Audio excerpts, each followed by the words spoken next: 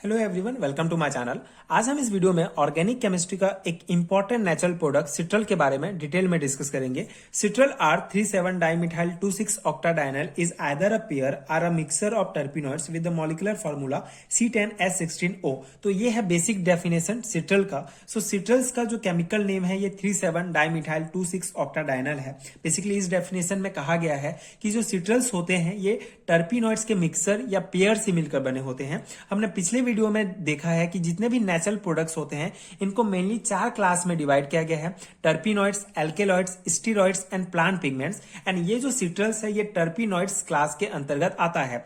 And जो terpenoids होते हैं ये आइसोप्रेन यूनिट से मिलकर बने होते हैं। तो ये जो सिट्रल्स भी जो है एक प्रकार का टर्पिनॉइड्स है, सिट्रल टर्पिनॉइड्स। तो इसके सिट्रल की स्ट्रक्चर में आप देख सकते हैं बेसिकली 2 आइसोप्रेन यूनिट से मिलकर बना हुआ है। अगर हम इसको डिवाइड करें तो ये एक आइसोप्रेन यूनिट एंड ये एक आइसोप्रेन यूनिट। तो इस प्रकार से 2 आइसोप्रेन यूनिट मिलकर जो है इस सिट्रल टर्पिनॉइड्स का फॉर्मेशन करते हैं। तो इस प्रकार से इस डेफिनेशन में कहा गया है कि जो सिट्रल्स होते हैं ये बेसिकली टर्पिनॉइड्स के मिक्सर या आइसोप्रेन के मिक्सर या पेयर से मिलकर बने होते हैं। इसका मॉलिक्यूलर फॉर्मूला होता है C10H16O। जो टर्पिनॉइड्स जो हमारा आइसोप्रेन है इसका फॉर्मूला होता है C5H8। ओके, सो इसीलिए जो यहाँ पे 2 आइसोप्रेन यूनिट से मिलकर बना है इसलिए इसका फॉर्मूला होगा C10H16O। ओके, सो ये बेसिक हो गया। उसके बाद कुछ इंपॉर्टेंट पॉइंट्स हैं, जैसे ये जो है असाइक्लिक मोनोटर्पिनॉइड्स के क्लास के अंतर्गत आता है। And citrals occur as a principal constituents of lemon grass oil. So lemon grass oil में जो सिट्रल्स होते हैं ये 60 to 80% पाए जाते हैं। एंड इसके कुछ इंपॉर्टेंट प्रॉपर्टीज हैं। Basically it is a colourless oil having smell of lemon. जो सिट्रल्स वो डेफिनेटली लेमन ग्रास ऑयल से प्राप्त होते हैं, इसलिए उसमें लेमन का स्मेल पाया जाएगा। And it's boiling point is 228 degree centigrade. Okay, 228 degree centigrade. And it is a optically inactive. It has 2 geometrical isomers. इसके जो है 2 आइसोमर्स होते हैं, दैट इज नेरोल एंड जेरेनियल। यहाँ पे आप इसकी स्ट्रक्चर भी देख सकते हैं। ये जेरेनियल एंड ये नेरोल का जो आइसोमर्स है उसका स्ट्रक्चर है। एंड ये इसका जो है सिट्रल का स्ट्रक्चर है। सो मेन जो होता है ये स्ट्रक्चर होता है। आपको ये पॉइंट्स ध्यान रखने हैं एंड सेमेस्टर एग्जामिनेशंस के लिए आपको ये स्ट्रक्चर याद रखना होगा, क्योंकि जो मेन पार्ट है that is structure elucidations of this citrals is very important for semester examinations. So structure elucidations में क्या होता है, बेसिकली इस स्ट्रक्चर में ये इस स्ट्रक्चर का फॉर्मेशन किस प्रकार से होता है ये बेसिकली स्टडी किया जाता है स्ट्रक्चर एलुसिडेशन में। लेकिन हम इसको सेमेस्टर एग्जामिनेशंस के पर्सपेक्टिव से पढ़ रहे हैं तो आपको ये स्ट्रक्चर पहले याद करना होगा, उसके बाद उसका स्ट्रक्चर एलुसिडेशंस करना होगा। बेसिकली इस स्ट्रक्चर में कितने जो है डबल बॉन्ड पाए जाते हैं, कौन सा फंक्शनल ग्रुप है, इसका कार्बन स्केलेटन किस प्रकार से है, ये सब हम स्ट्रक्चर एलुसिडेशन में स्टडी करते हैं। सो उसके लिए हम पॉइंट वाइज डिस्कस करेंगे। सो स्ट्रक्चर एलुसिडेशन ऑफ सिट्रल्स में पहला पॉइंट है हमारा determination of molecular formula. Okay, so from qualitative and quantitative analysis and by molecular weight determinations molecular formula of this citral is C10H16O। तो ये जो molecular formula है ये basically qualitative quantitative analysis and molecular weight determinations के द्वारा हमको ये molecular formula इसका पता चलता है। सेकेंड पॉइंट है डिटेक्शन ऑफ अनसेचुरेशन। बेसिकली इस पॉइंट में यहाँ डिटेक्शन ऑफ अनसेचुरेशन मतलब जो स्ट्रक्चर आपको दिख रहा है इसमें कितने डबल बॉन्ड प्रेजेंट हैं ये हमको पता करना होता है। सो इसके 2 रिएक्शंस हैं। The citral molecule adds 2 molecules of bromine and forms tetra bromo derivatives. यहाँ आप देख सकते हैं सिट्रल्स में जब 2 मॉलिक्यूल्स ब्रोमीन के एडिशन रिएक्शंस करते हैं तो टेट्रा ब्रोमो डेरिवेटिव्स बनता है। एंड सेकेंड रिएक्शन है citral molecules add 2 molecules of hydrogen H2 and form tetra hydrogen derivatives. Okay, तो जब इसी प्रकार सिट्रल्स में 2 हाइड्रोजन मॉलिक्यूल्स डिहाइड्रोजिनेशन वाला प्रोसेस होगा तो यहाँ पे टेट्रा हाइड्रो डेरिवेटिव्स बनेंगे। तो ये जो this reactions indicate presence of 2 double bond in citral molecules. तो ये जो दोनों रिएक्शंस हैं ये जो है इंडिकेट करते हैं कि जो हमारे स्ट्रक्चर है सिट्रल्स का उसमें 2 डबल बॉन्ड प्रेजेंट है। बेसिकली यहाँ पे आपको पहले स्ट्रक्चर अगर आपने देखा है, स्ट्रक्चर अगर आपको याद है तो आपको पता होगा कि इसमें 2 डबल बॉन्ड प्रेजेंट है।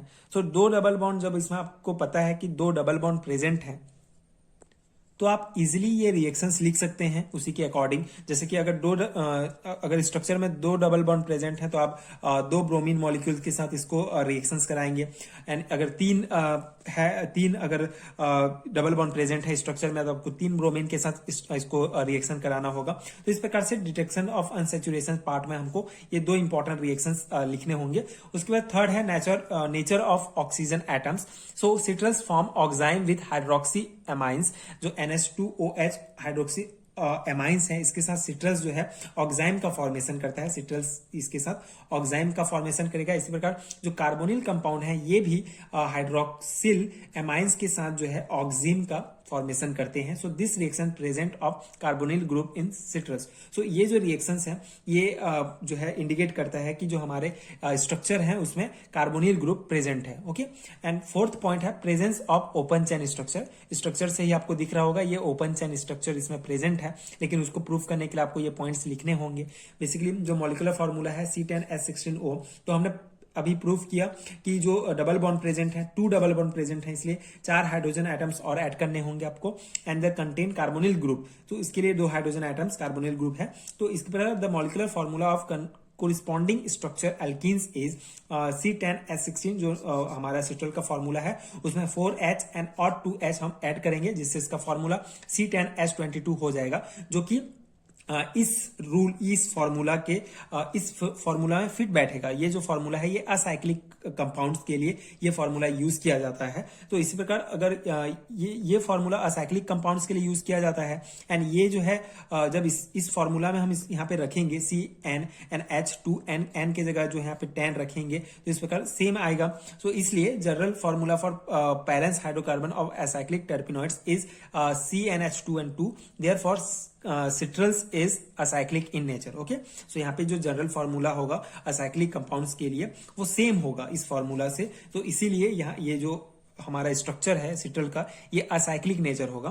बेसिकली आपको ये दिख रहा है, लेकिन सेमेस्टर एग्जामिनेशंस में लिखने के लिए आपको ये सभी पॉइंट्स लिखने होंगे। फिफ्थ पॉइंट है हमारा डिहाइड्रोजिनेशंस या डिहाइड्रेशंस ऑफ सिट्रल्स। इसमें जो है हम बेसिकली कार्बन स्केलेटन के बारे में डिटरमाइन करते हैं। So determinations of carbon skeleton of citrals upon dehydrations with potassium hydrogen sulphate KHSO4 form paracymene. तो यहाँ पे जो सिट्रल्स है ये पोटेशियम हाइड्रोजन सल्फेट के साथ हाइड्रेशन प्रोसेस के बाद पैरासाइमिन जो है जिसे हमको ये पैरासाइमिन प्राप्त होता है। बेसिकली एक एरोमेटिक कंपाउंड है। So the structure of paracymene indicate the carbon skeleton of citrals. ये इंडिकेट करता है कार्बन स्केलेटन, सिट्रल्स का कार्बन स्केलेटन ये स्ट्रक्चर प्राप्त होता है, जहां से जो है हमको स्पष्ट दिख रहा है कि ये 2 आइसोप्रीन यूनिट से मिलकर बना है। तो इस प्रकार से कार्बन स्केलेटन जो है हम डिहाइड्रेशन प्रोसेस के द्वारा पता कर सकते हैं। उसके बाद presence of alpha beta unsaturation of citrals. So the UV absorptions at 238 nanometer indicate the presence of conjugated aldehyde. On treatment with NaHSO3, citrals form mono as well as disulfate derivatives. तो ये जो हमारा alpha beta unsaturated aldehyde है ये हम sodium bisulphate के साथ जब रिएक्शंस कराते हैं तो एडिशन रिएक्शंस होता है, तो हमको ये प्रोडक्ट प्राप्त होगा। एंड यहाँ से हमको सिंपली पता चलता है कि ये जो कार्बोनिल ग्रुप है बीटा फॉर्म एंड ये जो है हमारा ये अल्फा पोजीशंस में है। तो इस प्रकार से अल्फा बीटा अनसैचुरेशन का हमको पता चल जाता है। And this reaction is indicate citrals is alpha beta unsaturation aldehydes. Okay, now the 7th point is oxidative degradations. So यहाँ पे बेसिकली जो डबल बॉन्ड एंड जो एल्डिहाइड ग्रुप जो प्रेजेंट है हमारे स्ट्रक्चर में उसका पोजीशंस हमको पता चलता है। तो positions of double bond and aldehyde group are known by this using the oxidative degradations. Citrals on oxidations with alkaline KMNO4 followed by CrO3 gives acetone, levulinic acid and oxalic acid. तो ये जो सिट्रल्स है इसका KMNO4 के द्वारा जो oxidation reactions होगा तो हमको acetone, levulinic acid and oxalic acid प्राप्त होता है। This reactions prove positions of double bond as aldehyde group and presence of geminal dimethyl group in citrals. Okay, तो ये रिएक्शन जो है प्रूव करता है डबल बॉन्ड्स के जो पोजीशंस के बारे में, एल्डिहाइड की प्रेजेंस के बारे में। सो इस प्रकार से ये 7 पॉइंट है। And by analytical evidence and by spectroscopic study structure of citrals is this. Okay, तो इस प्रकार से ये जितने भी 7 पॉइंट हैं ये एनालिटिकल एविडेंस हैं इन स्पेक्ट्रोस्कोपिक स्टडीज के द्वारा इनको प्रूव किया गया है एंड उससे जो है ये हमको सिट्रल्स का स्ट्रक्चर प्राप्त होता है। बेसिकली ये 7 पॉइंट जो है बहुत इंपॉर्टेंट है। आपको अगर जितने भी नेचुरल प्रोडक्ट्स हैं सभी के स्ट्रक्चर एलुसिडेशन में आपको काम आएंगे। 7 पॉइंट्स आपको याद करने हैं। उसके बाद जो आगे आने वाले जो प्रोडक्ट जो नेचुरल प्रोडक्ट्स हम स्टडी करेंगे उसमें इसको इतना डिटेल से समझने की आवश्यकता नहीं है। आपको सिंपली मॉलिक्यूलर फार्मूला में आपको मॉलिक्यूलर फार्मूला ही लिख देना है। उसके बाद स्केलेटन के लिए आपको इतना मतलब जितना रिएक्शंस हैं ये आपको जो है रिएक्शंस डिफरेंट होंगे, लेकिन जो मेन फ्रेम होगा बेसिकली स्ट्रक्चर एलुसिडेशंस का मेन जो फ्रेमिंग है ये 7 पॉइंट में ही उसको हम फ्रेम करके लिखेंगे। बाकी रिएक्शंस वगैरह डिफरेंट होंगे, लेकिन अगर आपको ये पॉइंट्स याद हो गए तो आसानी से स्ट्रक्चर एलुसिडेशन जो है बन जाएगा। उसके बाद इसका जो है हम synthesis, the most important part of this video, basically synthesis जो है लॉन्ग टाइप क्वेश्चंस में पूछा जाता है, सेमेस्टर एग्जामिनेशंस के लिए बहुत इंपॉर्टेंट है। सो यहाँ पे हम सिट्रल का सिंथेसिस जो है Arens and van Dorp synthesis method के द्वारा करेंगे। बहुत सारे मेथड्स होते हैं सिंथेसिस करने के लिए, लेकिन हम यहाँ पे Arens and van Dorp synthesis method use कर रहे हैं। सो एरेंस एंड इस सिंथेसिस मेथड में बेसिकली 6 मेथाइल 5 हेप्टेन 2,1 ये जो एक कंपाउंड है इसके द्वारा सिट्रल्स को जो है सिंथेसाइज किया जाता है। लेकिन उससे पहले इसी को ही हम सिंथेसाइज करेंगे। तो पहले स्टेप में होगा सिंथेसिस ऑफ 6 मेथाइल 5 हेप्टेन 2,1। तो उसके लिए क्या होगा, सबसे पहले जो हमारा जो एसीटोन एंड एसिटिलीन ये जो है एक प्राइमरी जो है हमारे कंपाउंड हैं जो यूज होते हैं। बेसिकली एसिटीन एंड एसिटिलीन का एसीटोन एंड एसिटिलीन का जब हमारा रिएक्शन एडिशन रिएक्शन होगा तो यहाँ पे आप देख सकते हैं ये जो एसिटिलीन ये जो एसिटिलीन है ये कार्बोनिल ग्रुप के साथ जाके जुड़ जाता है इस रिएक्शन के बाद एंड हमको ये प्रोडक्ट प्राप्त होता है।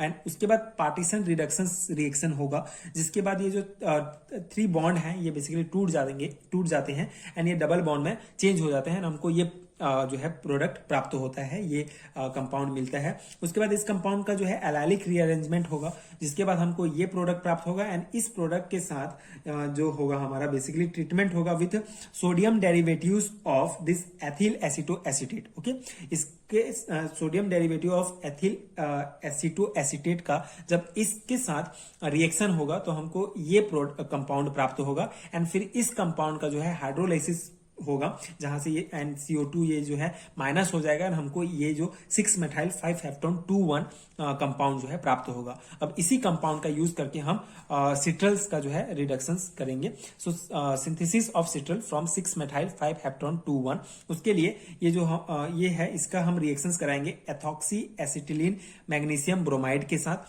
जिससे हमको ये कंपाउंड प्राप्त होगा। एंड जब इसका फिर पार्टीशन रिडक्शंस होगा, पार्टीशन रिडक्शंस प्रोसेस में ये जो ट्रिपल बॉन्ड है ये बेसिकली डबल बॉन्ड में टूट जाएगा एंड उसके बाद इस कंपाउंड का एलाइलिक रीअरेंजमेंट के बाद हमको जो फाइनल प्रोडक्ट है ये सिट्रल प्राप्त होगा। तो ये जो सिट्रल का स्ट्रक्चर इस प्रकार से सिंथेसाइज किया जा सकता है by using this Arens and van Dorp synthesis methods. Okay, so this is very important synthesis methods for semester examinations. I hope you understood and आपको समझ में आया होगा।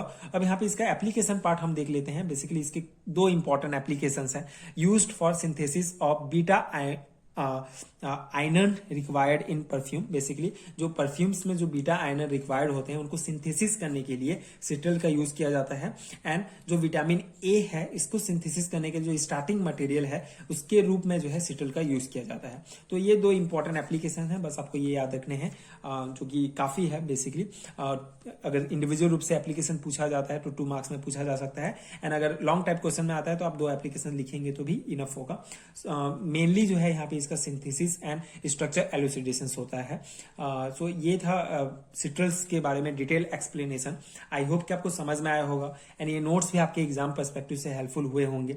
एंड अगर आपको इस नोट्स का पीडीएफ चाहिए तो आपको नीचे लिंक मिलेगा पीडीएफ स्टोर का डिस्क्रिप्शन बॉक्स में, आप वहां चेक कीजिए। आपको वहां पे एमएससी सेमेस्टर एग्जामिनेशन से रिलेटेड सारे हैंड रिटन नोट्स मिल जाएंगे जो आपके सेमेस्टर एग्जामिनेशन के प्रिपरेशन के लिए बहुत हेल्पफुल होंगे।